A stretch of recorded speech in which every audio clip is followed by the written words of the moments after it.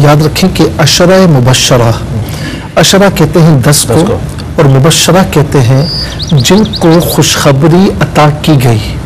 तो अशरा मुबशरा नहीं होता, अशरा मुबशरा। बाज़ लोग मुबशरा पढ़ते हैं, मुबशरा कहते हैं खुशखबरी देने वाला। तो मुबशरा शीन पर ज़बर के साथ जिसको खुशखबरी दी गई हो, ठीक है ना।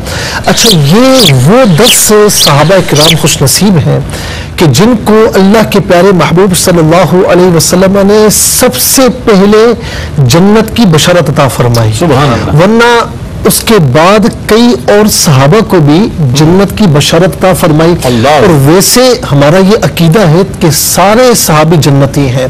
उसकी वजह यह है कि वकुल्लम वअदल्लाहुल हुस्ना रदियल्लाहु अन्हु वरदू अन, ये तमाम की तमाम जो तफसीरात हैं वो हुजूर नबी करीम अलैहिस्सलातु वस्सलाम के सहाबा इकराम अलैहिम रिदवान के लिए हैं।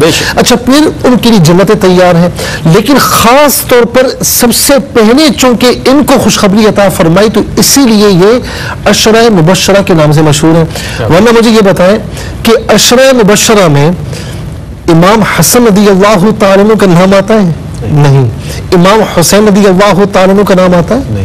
नहीं आता ना। लेकिन दोनों के दोनों जन्नतीन और जवानों के सरदार हैं, जवानों के सरदार। हुमा सय्यदा शबाबी अहलिल जन्ना।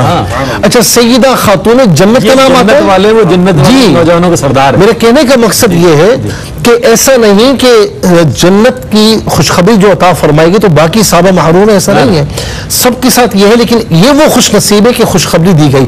सय्यदा खातून जन्नत रदियल्लाहु ताला का नाम इसमें नहीं है, लेकिन खवातीन के लिए वो सरदार है, जन्नती खवातीन की सरदार है और उनके सदक़े में जन्नतें मिलनी है।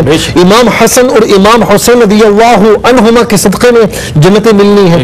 इसी तरीके से जाफर तैयार रदियल्लाहु ताला अन्हु, उनका नाम नहीं है इसमें, लेकिन फरमाया कि जाफर तैयार कहते क्यों हैं कि जन्नत में इनके 2 पर होंगे और जन्नत में ये उड़ रहे होंगे।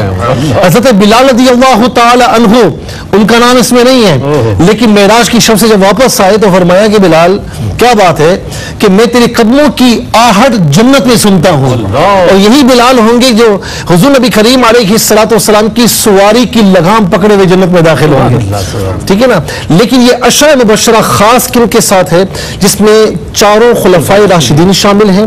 सैयदना सिद्दीक अकबर, सैयदना उमर बिन खत्ताब, सैयदना उस्मान गनी, सैयदना मौला अली मुर्तदा रदियल्लाहु अन्हुम अजमाइन। फिर इसके साथ साथ हजरत तलहा, हजरत जुबैर, अब्दुर्रहमान बिन औफ और इसके साथ अबू उबैदा बिन जर्राह रदियल्लाहु ताला अन्हु, सईद बिन ज़ैद रदियल्लाहु ताला अन्हु और साद बिन अबी वक़ास रदियल्लाहु ताला अन्हु, ये तमाम के तमाम अशरा मुबशरा कहलाते हैं और इनकी खिदमात किसी से ढकी चुकी नहीं है। खुलफाए राशिदीन की हम तो अक्सर बात करते हैं।